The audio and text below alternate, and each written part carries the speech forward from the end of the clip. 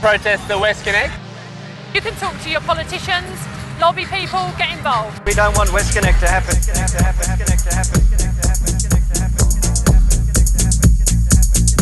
In choosing this route, WestCONnex is now placing some of Sydney's most unique and endangered species at risk. In relation to Arncliffe specifically, Cobra Golf Club, which you might remember that I mentioned earlier, which is where the midpoint tunnelling site is going to be the ongoing operations, is also home to one of Sydney's only surviving colonies of the extraordinary green and golden bell frogs. But the scale of what's planned for WestCONnex on that site has led many to believe that the toll road will wipe this fragile population out. And I should mention as well, one thing I did notice was a few people had mentioned during their talks EIS. I'm not sure if anyone actually explained what that is. It's actually the environmental impact statement. Every project like this has to produce an environmental impact statement before it can go ahead.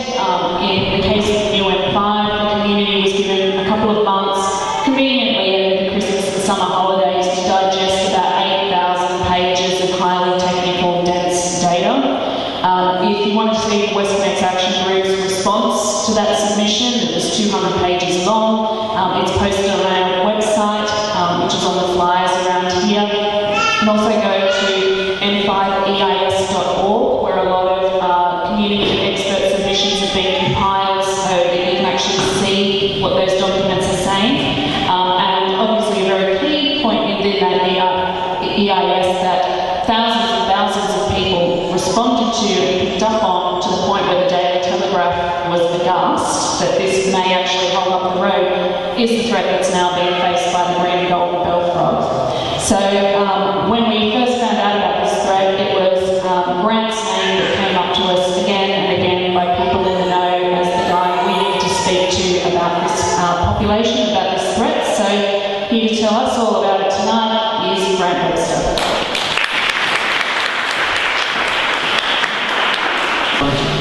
Yep, I'm Grant, so I'll be talking about the green and golden bell frogs today. I'll try and keep this fairly brief. So for those of you who don't know what a green and golden bell frog is, it's really nice, big green and brown frog, about that sort of big. They're really quite a unique frog. They're really recognisable, so you sort of see one, you sort of know what it is. They've got a really cool sort of blue colour in the legs as well that you can't really see. And probably the key points about this frog is it's historically the most common frog on the east coast of New South Wales. So the early settlers of Sydney or whatever would have seen thousands upon thousands of these frogs in pretty much every single wetland.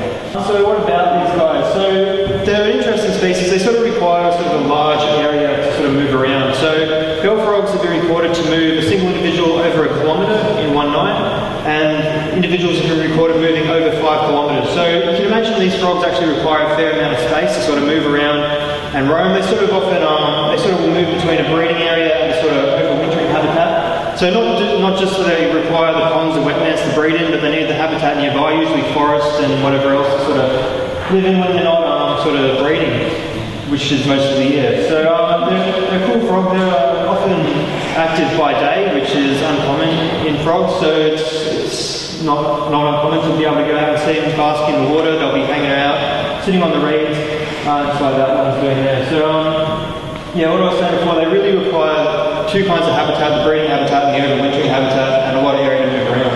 Okay, so the breeding biology of these frogs, so interestingly, they're really quite fecund, so they lay a lot of eggs. They can reproduce very rapidly. They should, by any means, be a really common frog. They should be everywhere. They can breed in sort of most available water bodies. They prefer sort of warmer water temperature, so above 22 degrees, and slightly alkaline water too, so pH higher than 7. And these kind of habitats, so any sort of wetland you can imagine, they sort of require ponds with a bit of sort of open space so the water temperature can sort of increase a bit. So a lot of ponds that they sort of breed in or used to breed in are now all overgrown with weeds and whatever else. The water temperature no longer gets warm enough and the frogs can no longer breed, which is one of the reasons they sort of disappeared from these spots. And yeah, they're essentially silent breeders. So if you're ever out sort of maybe Homebush Bay at night, you can sort of listen out for these frogs. They sort of go.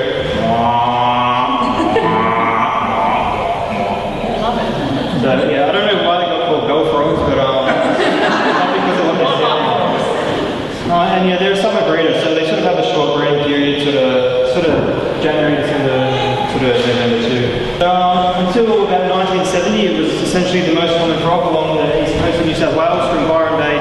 Victorian border, inland to around Bathurst and the mountains. It's now restricted to fewer than 20 populations, mostly along the coast, and these populations are very small, so many of them be under 100 individuals. And in Sydney used to be a key area for the bell frogs. They were all over the sort of wetlands in the east and sort of the central regions. And that's disappeared, or that's reduced to now 4 populations, so Homebush, Arncliffe, Green Acre and Kernell. And that was a few years ago, that was in 2000, things have changed a bit since then. So that's the sort of habitat the bell frogs need, right? So most of the habitat in Sydney has been removed, destroyed, modified, whatever. This is one of the ponds at Homebush where they're still quite common. You can see the sort of reeds, the open water, and the sort of forest in the background where they sort of spend their time. And the other thing they need is that sort of grassy area between the pond and the water, so that's sort of the foraging zone. And Cobra Golf Course has a lot of nice grassy areas like that, which makes it good for these frogs. And this is what the distribution looked like. So the grey area is sort of where this frog was found up until about 1970, and the sort of the black little areas are where they still are now. So it's still sort of common in eastern Victoria, but everywhere in New South Wales it's just gone. Why has this species declined?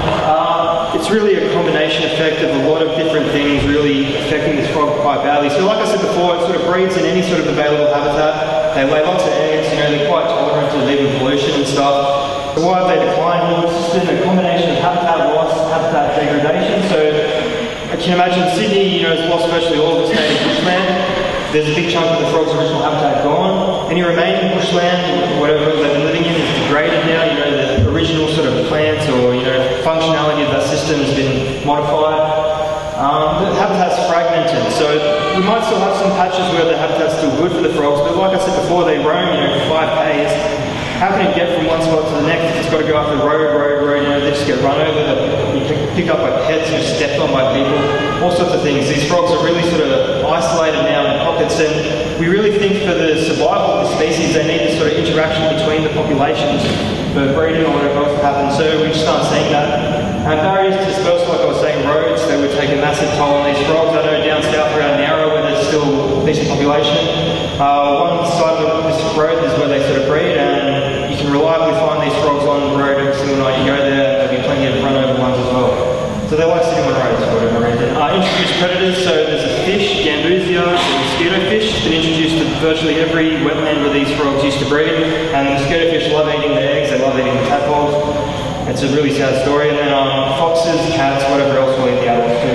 And the last thing that really sort of was nailing the coffin for the bell frog is this fungus called chytrid fungus. So it got introduced to Australia around the 1970s, we think.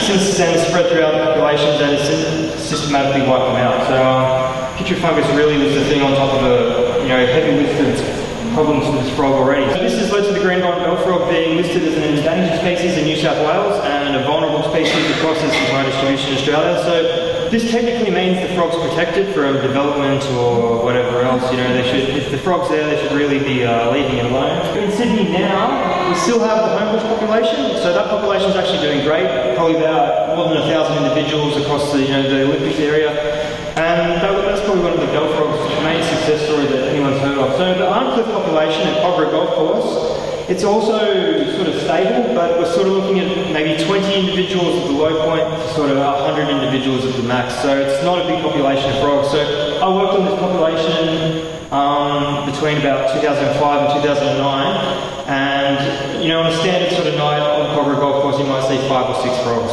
So it's a very small population, but they're still surviving. There's breeding reported every year. Green Acre population, so no one's been there to have a look in the last 15 years. I think it's probably gone now. There's nothing really to suggest it will probably still be there. And the Kernell population, which was subject to monitoring as well, has disappeared, and the last one, bell frog, was seen there in 2009. And Kernell used to be the second biggest population in Sydney, so that one's gone. And the reason what's going on there, they were in one big breeding pond, sort of in one of the old sand mining areas, and there's this big development that's gone on next to it, changing the water quality, so this pond is sort of flooded and it's no longer suitable for the frogs at all. So if they put a few more ponds in somewhere, maybe they could have there and there, maybe it'll turn up again, who knows. Anyway, the government was nice enough to put together a draft recovery plan for the green bell frog. This was published in 2005. That's given us about 11 years for it to be reviewed by now, so we would be hoping for a final recovery plan where they can do some action, but we are yet to see that. So So this recovery plan, however, did identify all the remaining populations and identified the Arncliffe Lower Cooks River key population as one of the main sort of surviving populations in Sydney. Yeah, the Lower Cooks River key population, what does it look like? It's centred on Cobra Golf Course and adjacent areas. So the frogs are pretty much restricted to the golf course. I think in all the years we were doing surveys, we found one outside of the golf course on, in an easement near a street. But yeah, essentially centred around the golf course. It's specifically these couple ponds that were put in by the RTA for the original M5 when the frogs were detected in that area. So, like I was saying earlier, the population is small, but it's still breeding. So they recorded breeding in the last season. They have the RTA ponds designated for the frogs to breed in, but they actually were using, the RTA ponds became too overgrown, so I think the frogs sort of moved into a sort of a different area which is on the golf course, so they're still breeding on the golf course. And yeah, so like I was saying before, the numbers are never really high. I think in November 2015, 6 frogs were detected and 8 in February 2016. So similar numbers, 2005 to 2009 when I was there. So this is the original bell frog that we found at Cogra. You can see it's missing an eye. We suspect it might have lost it to a golf ball.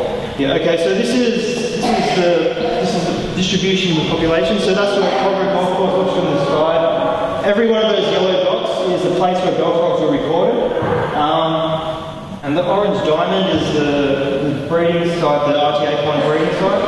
And that sort of blue star, sort of down, halfway down, is where I recorded breeding as well. So that's where I photographed it and collected it out.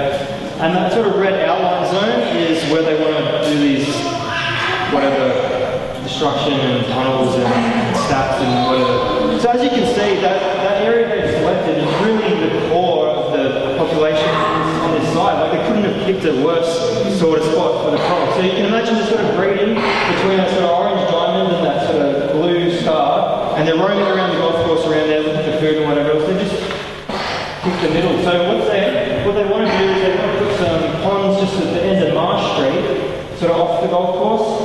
I don't know how the frogs are going to get there. They've got to go across the M5 and it might be a bit tricky, but yeah, okay. So yeah, direct impact. So obviously you can imagine this is going to directly impact this endangered species. The total area of available land to the frogs currently on the golf course and the surrounding areas is about 40 hectares, of which they use about 12 hectares. So the area, if you sort of draw where they're sort of found, it's sort of about an area of 12 hectares. Of that, they stand to lose about 7 hectares of this land to WestCONnex. So the frogs will be left with about 5 hectares for a whole population. A frog that moves up to 5 kilometres, that's not a lot of space. These frogs are also highly cannibalistic, so they have a really interesting sort of behaviour.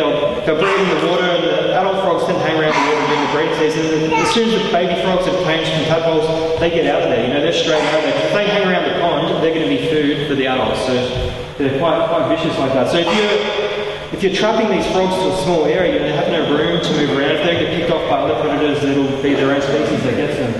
So they're going to lose most of the habitat at Cogra, and this includes all the supplementary breeding areas and the main sort of foraging habitat. And then you're going to look at the ongoing impacts over the years. So it will obviously be a miracle if this population can survive without every frog being stepped on by a construction worker or driven over by a truck or something, or like just confined to a small pond. What they want to do is put up these frog fences around the areas where the frogs are, but that's just going to trap the frogs in there, Okay, so what mitigation measures have they sort of suggested for this? Well, firstly, so these frogs have been a problem for the governments for many different projects. They always come up, not just the green golden bell frog, the southern bell frog, Victoria raniformis and Victoria's endangered species there too. They will do mitigation measures, they'll put in new ponds or they'll plant something, to sort of make it better for the frogs or whatever.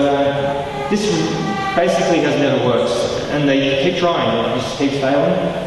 Every single time they try and introduce a population of bell frogs to somewhere, it does not work. The only real success story has been in Homebush, and what's sort of gone on there is the frogs were there already, and they just sort of made the area around it better for the frogs. So they didn't really do too much besides providing more habitat, and which the frogs just moved into. So there's been some other examples across Sydney, so Longreef Golf Course, Marrickville, and a couple places in Botany, they tried introducing bell frogs.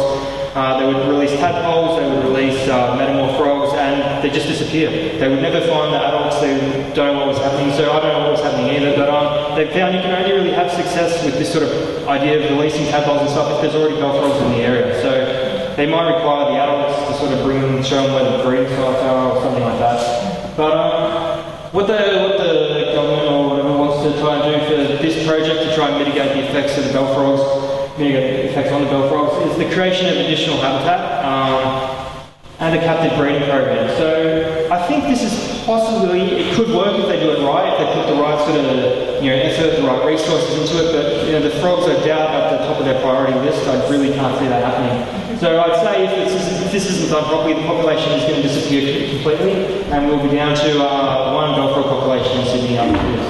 So the future of the Cooks River community population, it's really quite uncertain. I'm not sure if it'll make it to the final recovery plan. It might be gone by that stage. So that's just there's the outline of where they want to put these additional breeding ponds for the bell frogs, which is it's a nice thing to do, but as you can see, it's right next to a road. You're going to get baby frogs here. If they put up their frog fencing, these frogs are tiny, they'll find a way out. They're good at climbing. Most of them are going to go into cars. Just quickly to finish up, we'll just go over some of the other sort of biodiversity sort of loss. I guess in this area, sadly, most of the biodiversity was lost a long time ago, so the bell frog is pretty much the main thing that we've got left. But there are things up the cost as well. So the development over the past 200 years in Sydney has resulted in just enormous biodiversity losses.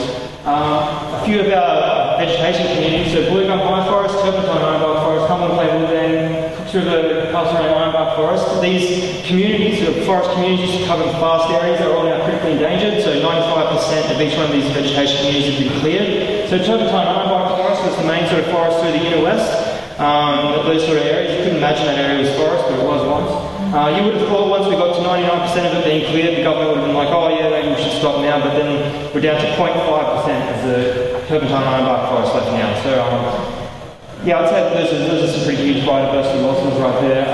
Cooks River Calcium Ironbark Forest, another critically endangered community. This one occurs in the area, and guess what, they want to clear more of it, so no surprises. But Sydney's progression really has continued in almost complete disregard for the biodiversity. It's quite sad, especially for someone like me who really appreciates it. You can see how much we've lost to development and how much we still stand to lose. And WestCONnex is due to continue this trend. So what do they want to do? They want to remove 1.4 hectares of this critically endangered remnant forest, Cooks River Calcium Ironbark Forest. I think this is the last patch in the Cooks River area. I could be wrong about that, but the rest of it's sort of found way out near sort of Windsor sort of way. So that's pretty much the end of this forest in this area. They want to take out 1.82 hectares of another threatened community, Swamp Sclerophyll Forest. This is on Culver Golf Course. And these communities are threatened, so they've got government protection. And then there's unspecified biodiversity losses through clearing of urban vegetation. So what they didn't assess in the impact assessment was all these trees are going to take out in the backyards. These backyards are havens for wildlife in the area. And all the trees, all the air cleansing, all the the effects of these life is just not being valued. The trees are doing a lot more for us standing than falling. So yeah, we're looking at the possible extinction of the Cooks River key population of green golden bell frogs, and I'm just wondering, is this all worth it? Why are we doing this road if there's all these impacts on everything? What are we getting out of it? And that's pretty much all I'd say. Protest for WestCONnex. You can talk to your politicians, lobby people, get involved. 80 families that are going to be removed from their homes. Their homes will be purchased as part of the road widening, and they will leave the area. Reclaim the streets.